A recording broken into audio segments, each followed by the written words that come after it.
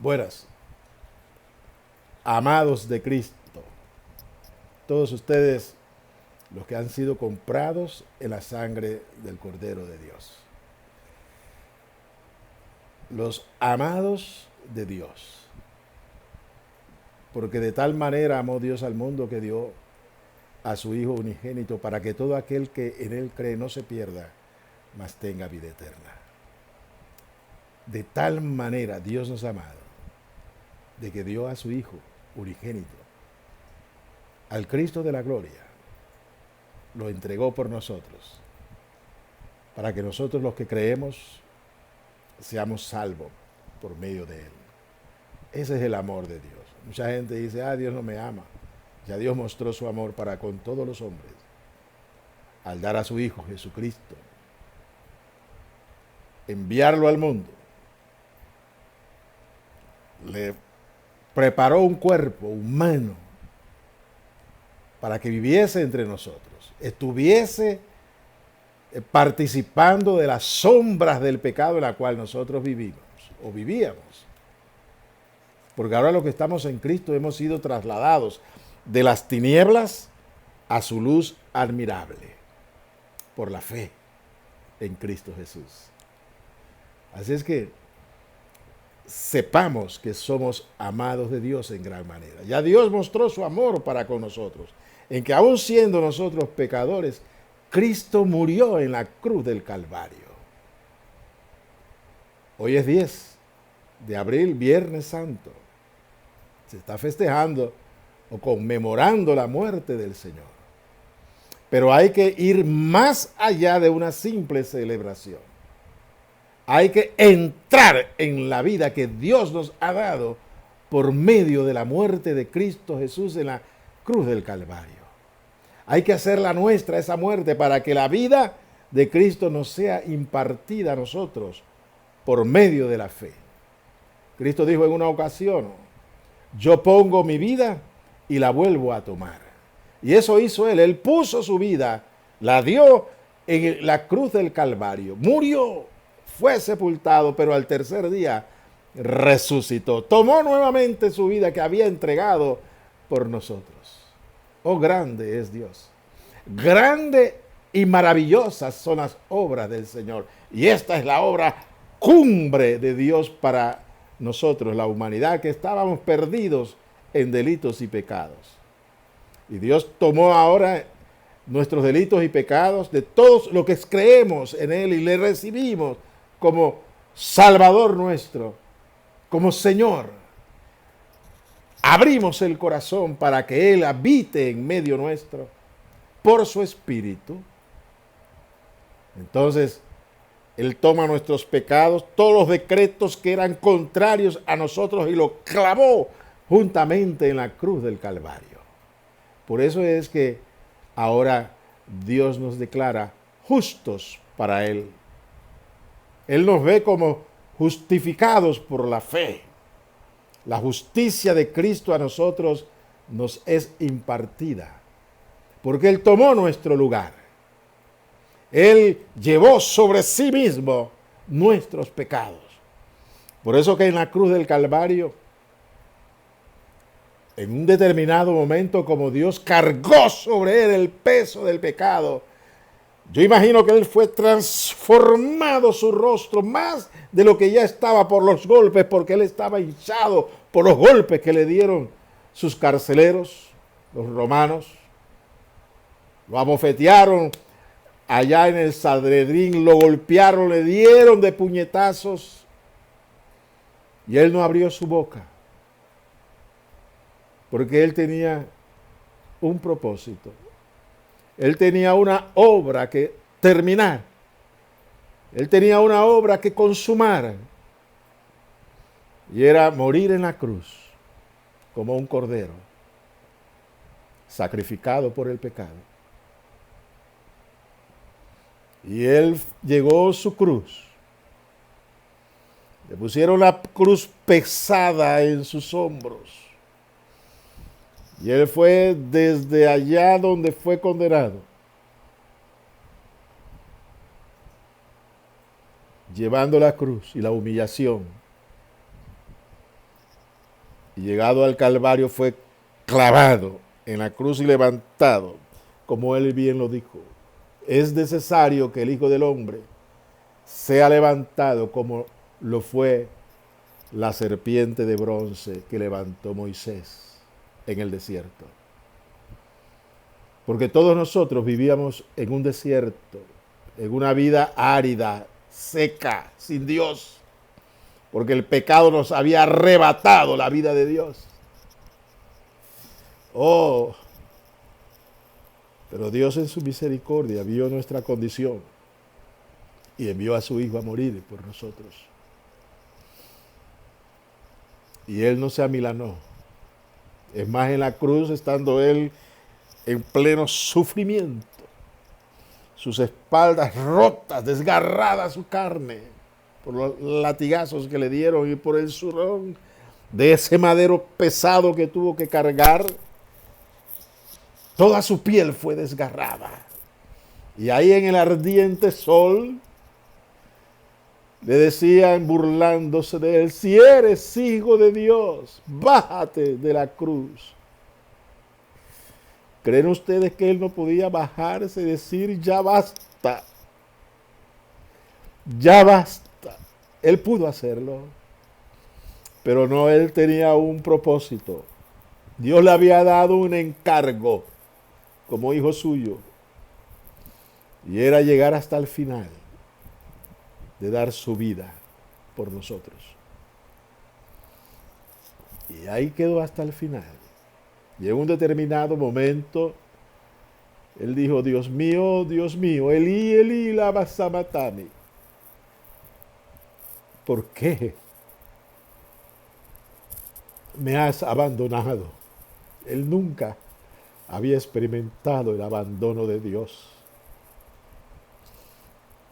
Él siempre se mantuvo en comunión con su Padre desde antes de la creación. Era una comunión perfecta de amor.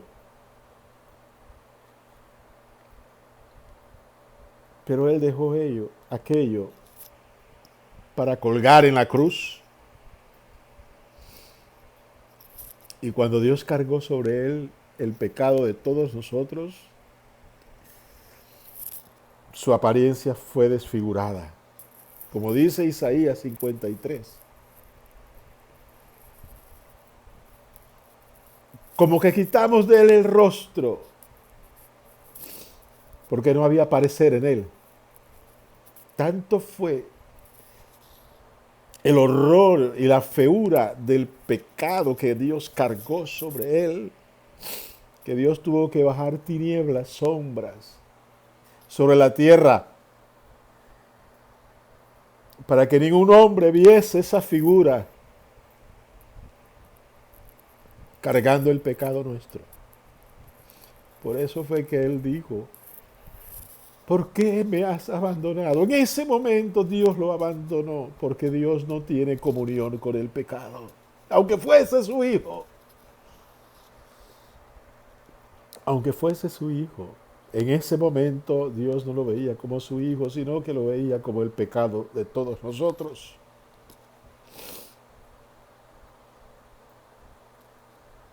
Y él solamente exclamó, no me abandones, Padre, ¿por qué? ¿Por qué me abandonas? Aunque él sabía lo que iría a padecer, llegó un momento en que su humanidad no resistió, porque él mantuvo desde pequeño, siendo un niño, la comunión con su Padre a través de la oración y la alabanza y la adoración. Pero en ese momento, en la cruz del Calvario, él era pecado. Dios lo hizo pecado por amor a nosotros. ¡Qué amor de Dios por nosotros! ¡Qué amor del Hijo de Dios por nosotros! El único momento de la separación entre Dios Padre y su Hijo fue en ese momento en que Él cargó el pecado de todos nosotros.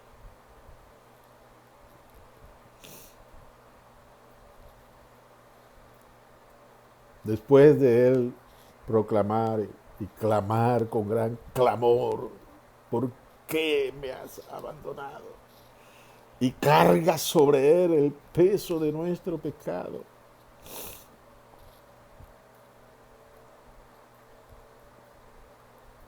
Él dice, consumado es.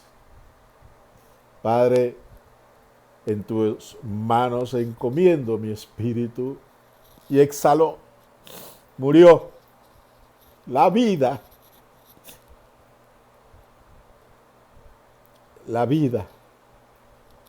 murió para darnos a nosotros vida. Él experimentó la muerte para darnos a nosotros vida y vida eterna. Cuán grande amor el de Dios por nosotros. ¿Qué nos queda? Tomar esta vida y atesorarla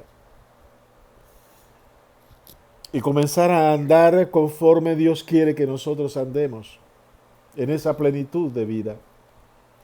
Porque nos ha dado de su Espíritu Santo, el Espíritu de Cristo nos ha sido dado. Dice Pablo que hay dos Adán. El primer Adán,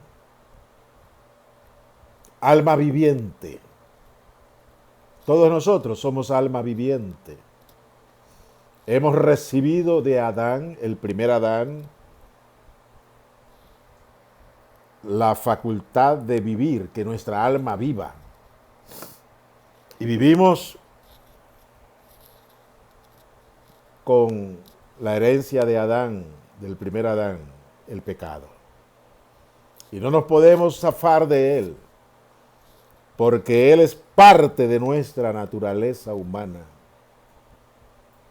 Somos almas vivientes como descendientes del primer Adán. Pero hay un segundo Adán, que es espíritu vivificante, que es Cristo Jesús, que al morir en la cruz y resucitar, ahora Él nos da de su espíritu para que nosotros vivamos para Él por el poder de su espíritu en nosotros.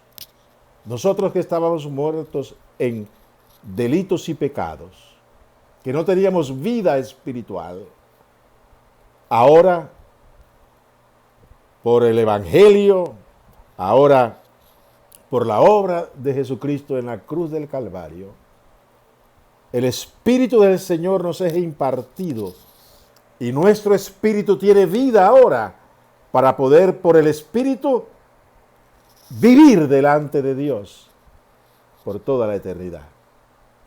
Es la vida que nos es impartida, la vida del Espíritu del Señor, el Espíritu que habitó en Cristo, en la humanidad de Cristo, ahora nos es dado a nosotros los que creemos en Cristo Jesús, a los que nos hemos postrado en su cruz y hemos recibido el beneficio de su sangre derramada en el Calvario para limpieza de nuestros pecados. Ahora también en su resurrección, Él envía el Espíritu de vida y nos da vida a nosotros, porque Él es el segundo Adán, el Espíritu vivificante. Es Espíritu vivificante. El primer Adán, alma viviente. Ahora, nuestro espíritu vive para Dios por la vida de Cristo que nos es impartida. La vida espiritual. Por su espíritu. Entonces aquí es donde les decía, es tan importante este pasaje que vamos a compartir. Porque muchos de nosotros tropezamos tratando de vivir una vida agradable a Dios, pero con nuestra alma. Como el primer Adán, tratamos de agradar a Dios con nuestra fuerza. No podemos. Porque la única manera de agradar a Dios es por el Espíritu que nos ha sido dado. Dios nos imparte vida. espiritual.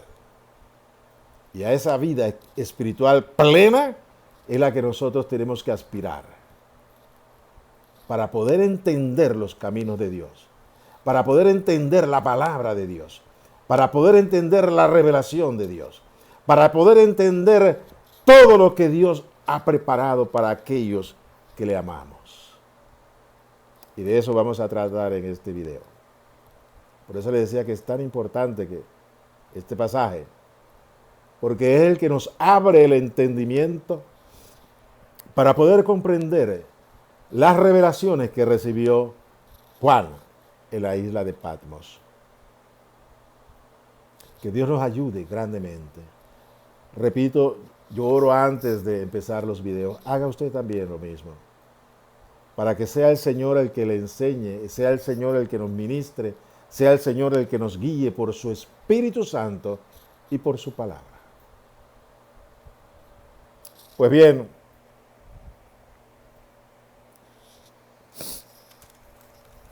dice el pasaje: yo estaba en el Espíritu en el día del Señor. Vamos a detenernos ahí. Yo estaba en el Espíritu. Interesante. Juan manifiesta que hay una forma de estar que nosotros debemos también estar, que es estar en el Espíritu. Mírate, disculpe, que no habla de andar en el Espíritu, dice estar en el Espíritu. Hace un par de años, unos 3 años atrás, el Señor me dio esta palabra, yo leyendo acá en Apocalipsis, me saltó esta verdad y me hizo detener y comenzar a meditar en esta palabra. Y yo decía, no entiendo, Señor, lo que es estar en el Espíritu. Enséñame. Y el Señor me ha enseñado. Y es lo que yo quiero compartir con usted. Es lo que yo vivo. Y comencé a experimentar, tan pronto entendí lo que es estar en el Espíritu. Claro, no he logrado todavía ese estado de plenitud, pero hacia allá me estoy extendiendo, porque ya me fue mostrado el camino por el cual yo debo andar. Y yo doy gracias a Dios, y vuelvo y repito, por esta cuarentena, porque me permite sumergirme en el Espíritu de Dios, en su palabra, para ir siendo edificado en el Espíritu. Edificado en mi espíritu, que tiene vida, pero ahí está. Muchas veces dominado por mi alma, que gobierna mi vida. Y no debe ser. Lo que debe gobernar mi vida es mi espíritu, que ha sido vivificado por el Espíritu de Dios. Mi espíritu es el hombre interior que debe de crecer a la estatura del varón perfecto. Y en eso estoy. Después de haber comprendido el camino trazado por Dios para nosotros, yo le he dicho al Señor, en ese camino yo quiero estar. Vamos a ver. Vamos a compartir otros pasajes para obtener una comprensión mayor de lo que estamos hablando. Vamos primeramente al Evangelio según San Juan, el capítulo 4. Sí, el capítulo 4 del Evangelio según San Juan. Aquí vamos a hacer, como le dije, un paréntesis para entrar en este pasaje del Apocalipsis cuando Juan dice, estaba yo en el Espíritu. O sea que Juan y los hermanos del primer siglo sabían lo que era estar en el Espíritu. Vivir gobernados por el espíritu interior de cada uno de nosotros, o de ellos, que fue vivificado por el Espíritu del Señor, porque el Espíritu del Señor se une a nuestro espíritu y nos da vida. Y nosotros, nuestro espíritu debe crecer en el conocimiento de Dios, en esa relación con Dios. Vamos a ver lo que dice Juan capítulo 4. Usted ya sabe de qué se trata. Es el pasaje en el cual Jesús tiene un coloquio con la mujer samaritana. Le era necesario al Señor pasar por Samaria. Y él llega al pozo de Jacob, un pozo que Jacob, el patriarca de los judíos, había excavado para que sus ovejas, sus animales, bebiesen ahí. Pues ese pozo en el tiempo de Jesús todavía existía. Y él llega a ese lugar y hay una mujer samaritana. Y él tiene una conversación con ella. La conversación de ellos gira más que todo en, como decir, una diferencia teológica. Era como una controversia teológica. La controversia la presentó la mujer, no el Señor. Él es el Dios eterno.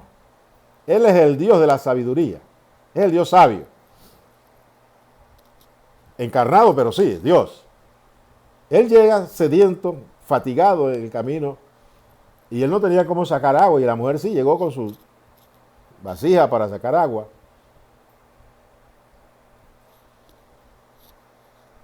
Y Jesús entra entonces en una conversación con ella. Y le dice, dame de beber. La mujer se extraña, le dice, tú como siendo judío y yo samaritana, tú me pides a mí de beber. Ahí entra lo que es la contienda teológica entre la mujer y el Señor. Y dentro de lo que la conversación que ellos tienen, llega el momento, y es lo que yo quiero compartir con ustedes, es que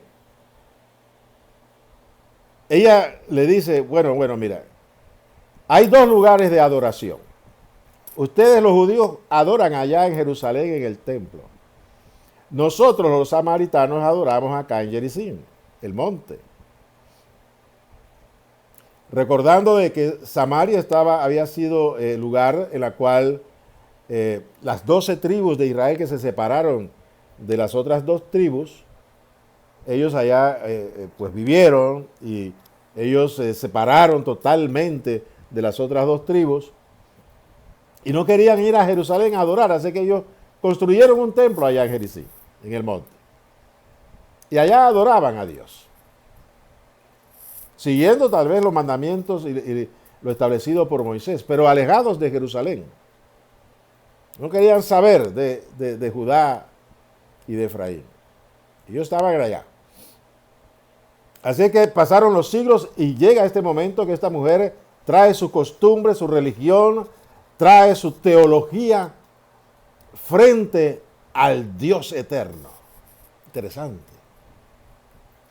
Y después de hablar de ciertas cosas, ella le dice lo siguiente.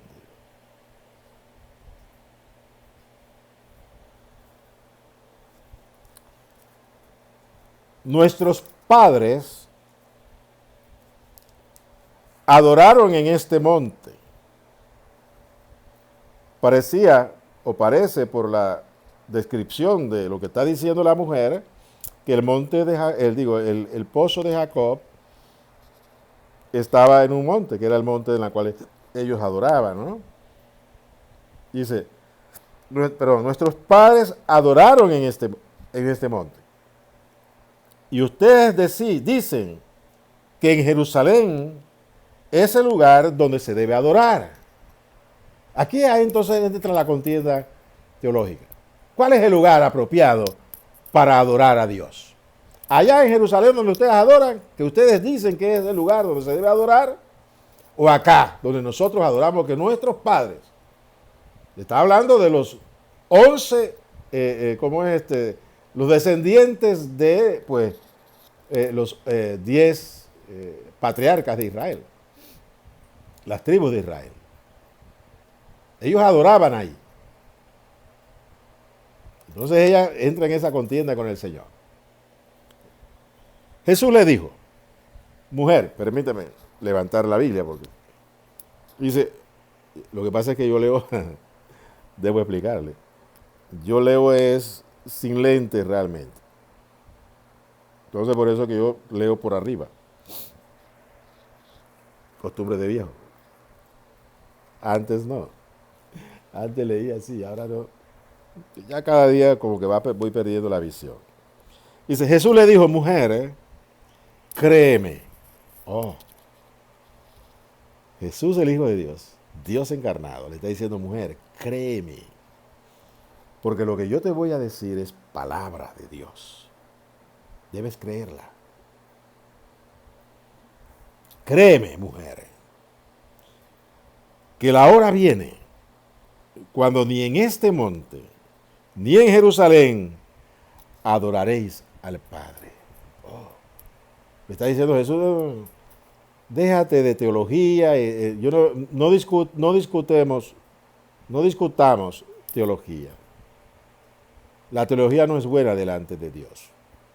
La teología separa. Es lo que le está diciendo el Señor a la mujer y nos dice a nosotros también. La teología es de los hombres. Es producto de los hombres. Y la teología se aleja de lo que Dios ha establecido. Óigame bien. Porque hay mucha teología en la iglesia del Señor. Hay muchos hombres y mujeres que invocan el nombre del Señor, apegados a la teología que han recibido de sus pastores, de sus padres. Pero la teología es contraria a lo determinado por Dios. Dios tiene su doctrina, tiene la verdad, tiene su revelación, tiene su palabra, para que nosotros hagamos lo que Dios ha establecido. Así es que Jesús le dice, llegará la hora, y la hora es esa hora en que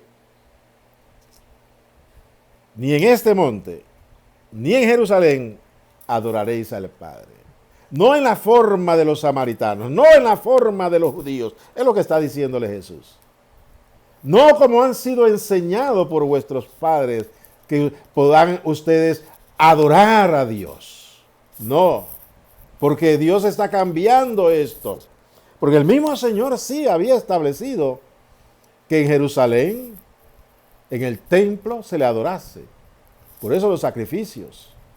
Por eso él pedía, Dios estableció, y le dijo, respondió a la oración de Salomón, de que él oiría las oraciones que se hicieran en el templo que Salomón levantó.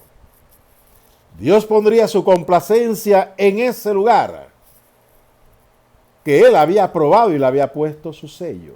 Pero llegó el tiempo de Cristo en que eso se acabaría. Ahora la adoración sería diferente y en cualquier lugar. Y es lo que el Señor le va a decir ahora a la mujer samaritana. Le dice lo siguiente: ustedes adoran lo que no saben. Nosotros adoramos lo que sabemos, porque la salvación viene de los judíos.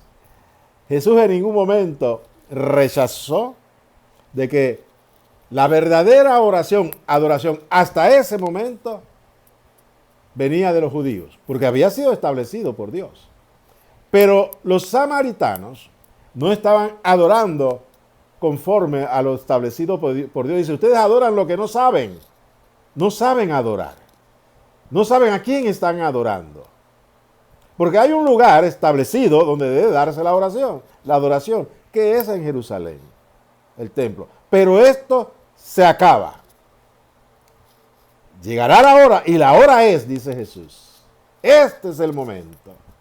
Este es el tiempo en que ya ni en Jerusalén, que se adoraba conforme a lo que Dios había establecido, ni en el monte en Samaria, sino que Dios iba a establecer una forma de adoración que era agradable a Él.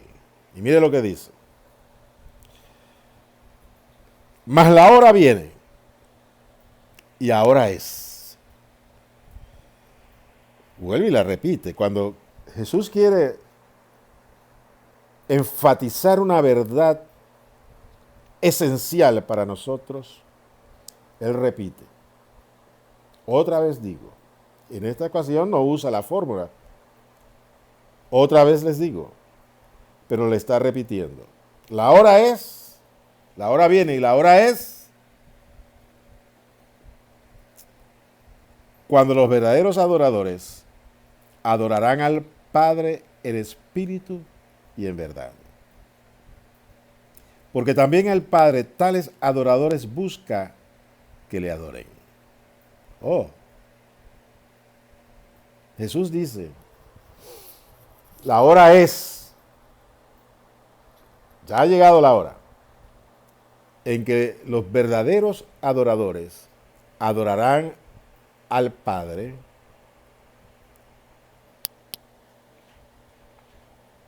en espíritu y en verdad. Primero, enfatizar, verdaderos adoradores. Esto lo enseña Jesús. Hay, tengo que decirlo, falsos adoradores. Hay adoradores equivocados, adoradores errados, adoradores que no atinan a adorar como debe ser. Pero hay verdaderos adoradores que adorarán al Padre de una sola manera, en espíritu y en verdad. Oh bendito Dios. Sígame en esto.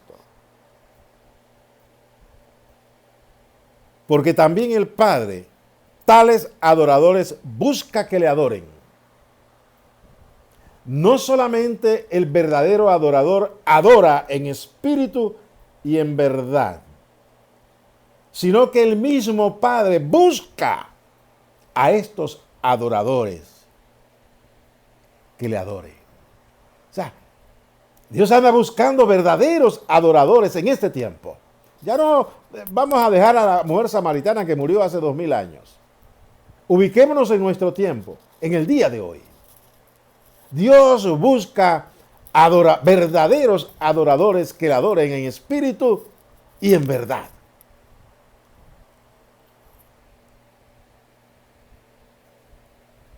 Y dice Jesús, Dios es espíritu. Dios es espíritu. Y los que le adoran en espíritu y en verdad es necesario que adoren. No hay alternativa. Es necesario. Hay una necesidad de adorar a Dios en espíritu y en verdad. No solamente en espíritu, preste atención, sino en espíritu y en verdad. Bueno, entendemos que en espíritu y en verdad, adorarle en verdad, es adorarle conforme a la palabra de Dios, porque la palabra de Dios es verdad. No podemos alejarnos de nuestra adoración a Dios de la palabra de Dios. Nuestra adoración tiene que estar cimentada en la palabra. Debe ser extraída de la palabra. Debe estar enmarcada en la palabra de Dios. No podemos adorar conforme nosotros creemos que debemos adorar. Es decir, esto es agradable a Dios. No, tiene que ser conforme a la palabra de Dios que Dios nos ha dado para que nosotros recibamos la revelación de la voluntad de Dios. Sí, la palabra nos da a nosotros a conocer la voluntad de Dios para nuestras vidas. O sea que nuestra adoración debe ser conforme a la palabra, pero no debe ser en el alma. No debe ser en nuestro pensamiento humano. No debe ser en nuestros sentimientos. Ay, yo me siento así, voy a adorar a Dios. Ay, qué bien me siento adorando. No. No es en el alma que debemos adorar a Dios. Es en el espíritu, en nuestro espíritu es que debemos adorar a Dios. Con nuestro espíritu es que debemos adorar a Dios. Les decía hace un instante de que ahora somos vivificados por Cristo Jesús. Porque Cristo Jesús es espíritu vivificante. Entonces el Espíritu de Cristo nos ha vivificado nuestro espíritu para que nuestro espíritu ahora tenga la vida de Cristo y podamos ahora adorar a Dios con nuestro espíritu, pero adorarle en verdad, por el Espíritu Santo, que es el que nos lleva a la verdadera adoración. Y si nosotros somos guiados por el Espíritu, dirigidos por el Espíritu, por su palabra y la misma presencia del Espíritu, nuestro espíritu ahora puede adorar a Dios en espíritu y en verdad. Y el alma se beneficia de ello, cuando nuestro espíritu es el que comanda la adoración. Hay varios pasajes de los Salmos que dice: bendice alma mía al Señor y no te olvides de ninguno de sus beneficios. ¿Quién está comandando ahí esa alabanza? El espíritu del hombre vivificado comanda a su alma para que se someta en esa dirección. Independiente de cómo te sientes o cómo te sientas, adora a Dios, alaba a Dios. Y dice, no te olvides, apela a la mente, y no te olvides de ninguno de sus beneficios. ¿Quién es el que está comandando y que está ordenándole al alma para que no se olvide de ninguno de sus beneficios? El espíritu del hombre que está vivificado. No es el espíritu de Dios solo, no, es el espíritu de Dios en el espíritu del hombre, que entonces el hombre puede decir: alma mía, alaba al Señor. Pero es mi espíritu el que debe ordenar a mi alma, porque mi alma, déjeme decirle algo, mi alma es perezosa.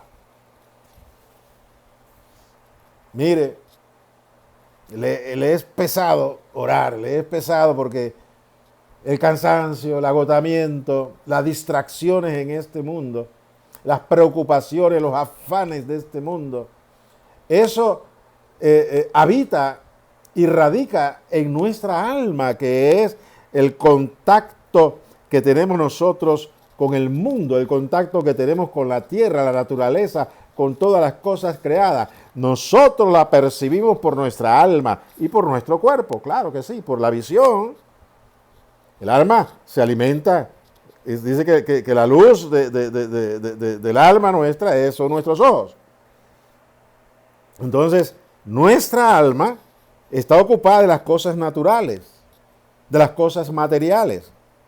Por eso es que nosotros, como seres humanos, nos afligimos, nos llenamos de angustia, nos llenamos de preocupaciones, de tantas cosas que nos cargan y nos impiden adorar a Dios como debe ser. Por eso es que necesitamos la vida de nuestro espíritu, que nuestro espíritu reciba vida y vaya creciendo en nosotros para que podamos ahora nosotros comandar nuestra vida por el Espíritu de Dios, que nos ha vivificado, y la palabra que nos edifica, que nos va elevando a la estatura del varón perfecto, porque la estatura del varón perfecto se alcanza o la alcanzamos en nuestro espíritu, no en nuestra alma, en nuestro espíritu. Por eso es que Jesús dice: llega la hora, y la hora es en que los verdaderos adoradores adorarán al Padre en espíritu y en verdad. Porque ahora, con la muerte de Cristo y su resurrección, su espíritu nos es dado para vivificarnos, vivificar nuestro espíritu, darle vida a nuestro espíritu que estaba muerto en delitos y pecados. Estaba en la oscuridad, apartado de Dios. Pero ahora nuestro espíritu está en comunión con Dios. Ahora estamos unidos a Él en Cristo Jesús. Y ahora podemos adorarle con nuestro espíritu a Él. Es lo que el Señor le dice, y ahí termina la discusión teológica. Habló el Hijo de Dios. Habló Dios mismo. Dios es espíritu. Dios Padre es espíritu. Y a Él hay que adorarle en espíritu y en verdad. Pues bien, vamos a otra porción de las Escrituras. Vamos a Hebreos, capítulo 4. Mira qué casualidad, también 4. Vamos a buscar en Hebreos 4. ¿Qué hacemos nosotros? ¿Qué estamos haciendo nosotros al buscar otros pasajes? Es lo que les he enseñado en la escuela bíblica a mis amados hermanos de la casa de la familia de Jesús. Dice el Salmo 119, 160, de que la suma de tu palabra es verdad. Ahí le enseñamos a los hermanos a escudriñar la palabra, sin salirnos de lo que es la revelación de Dios, porque todo lo que nosotros extraemos de la palabra de Dios, el estudio de la palabra de Dios, tiene que ser verdad. No puede salirse, no puede haber un ápice de mentira, de engaño en la palabra de Dios. Porque la palabra de Dios es Cristo, es el Hijo de Dios, es el Verbo de Dios. Pero aquí está la palabra escrita. Esta palabra escrita tiene que ser vivificada por el Espíritu de Dios, quien es el que nos enseña lo que Dios nos ha revelado a través de esta palabra. Debemos nosotros ser inspirados, guiados por el Espíritu Santo para entender y comprender la palabra de Dios. Porque Él es el Espíritu de verdad, que nos conduce a toda la verdad. Y esa verdad de la cual Él nos conduce, nos libera totalmente. Y en esa libertad de hijos de Dios, es cuando vivimos la libertad entonces en Cristo. Porque Cristo nos ha hecho libres, libres del pecado y de la muerte, libres de la mentira, libres del engaño, libres del peso de que nos agobia, el peso de pecado que nos agobia, nos ha librado totalmente. Pero debemos estar en esa dinámica del Espíritu, que vivifica nuestro espíritu, para que nosotros podamos entonces adorar a Dios en espíritu y en verdad. Hebreos capítulo 4, versículo 12, dice, porque la palabra de Dios es viva y eficaz y más cortante que toda espada de dos filos, y penetra hasta partir el alma y el espíritu, las coyunturas y los tuétanos, y discierne los pensamientos y las intenciones del corazón. Oh, grande es Dios. Cuando yo entendí y comprendí esto, yo dije, ay Señor, por eso es que debemos escudriñar tu palabra. Escudriñarla para que tu palabra nos dé vida, nos vivifique y nos edifique, nos lave, nos limpie totalmente. Porque, mire lo que dice, que la palabra de Dios es viva y eficaz y más cortante que toda espada de dos filos.